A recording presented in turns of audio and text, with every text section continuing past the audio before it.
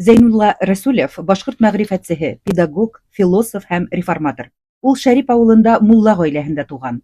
Мәҙрәсәне тамамлағас, үҙен рухи үҫешкә бағышлай. Был уны суфыйсылыҡҡа һәм Нәҡшбәндиә тәриҡәтенә алып килә. Урыҫлаштырыу һәм суҡындырыу көсәйгән шарттарҙа ул Троицкиҙа мәҙрәсә асып, унда йәдитселек, йәғни прогрессив уҡытыу алымдарын, шул иҫәптән донъяуи фәндәрҙе һәм телдәрҙе өйрәнеүҙе индерә. Батша власының баҫымы ҙур булһа ла, ул үҙенең шәкерттәре һәм ғөмүмән мөселмандар араһында ҙур абруй ҡаҙана. Уны хатта үҙ халҡының рухи батшаһы тип атағандар. Ислам әҙәбиәтенән Зәйнулла халыҡ медицинаһы тураһында күп нәмә өйрәнә.